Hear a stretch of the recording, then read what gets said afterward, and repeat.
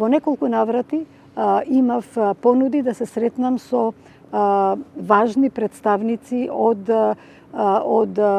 рударскиот бизнис, луѓе кои што некои беа задолжени за комуникација со јавноста, некои јавно ги застапуваа тие интереси и така натаму. Резко одбив. Многу беше интересно кога од рударското лоби дефинитивно беа праќани и странски емисари, како пратеничка побараа средба со мене во една прилика две млади девојки кои се представија дека се од Агенција за истражување на јавно мислење и кои сакаат да слушнат што еве вака ние како активисти во парламентот, надвор од парламентот, што ние мислиме за отворањето на рудниците. Тогаш беше, мислам, блиску некоја најава за отворање, дефинитивно наводно отворање на рудникот Иловица. Што мислам, како ќе бидат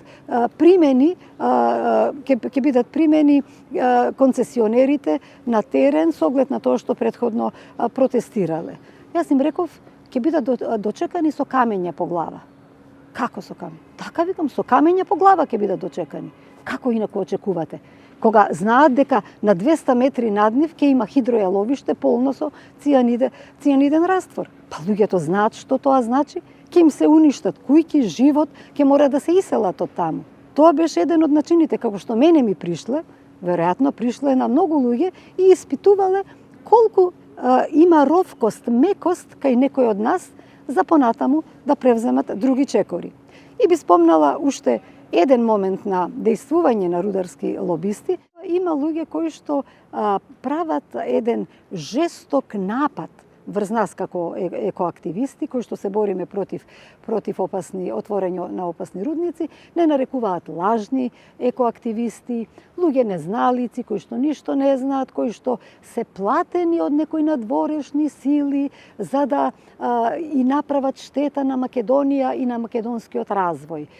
Тие се вакви, такви, со име, со презиме, па се возможни комбинации се прават, измислици, приказки се плетат, нешто страшно. Значи, такви има повеќе такви напади последниве години, со едноставно обид за бламирање на моето име, на имиње на други екоактивисти и слично.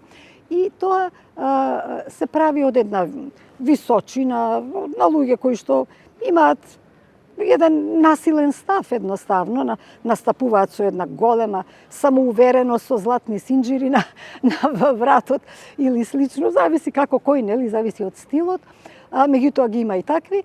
И во сето тоа очигледен е обидот да не натераат и да ме натераат да одам да ги тужам, бидејќи се работи за клевети, за ширење, да речам, лажни вести и исто така за лични навреди и навреди на мојот личен дигнитет, достоинство, чест и така натаму.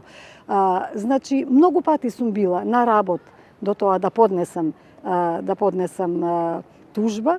Меѓутоа сум се воздржала затоа што сватив дека всушност тоа е целта на таквите безобразни напади, знаете. Сакаат да ве вовлечат, расфрлаат пердуви од перница со разноразни хаотични измислици, комбинации невозможни, за да го одвлечат вниманието, да влезете во таа приказка и да си ја трошите силата.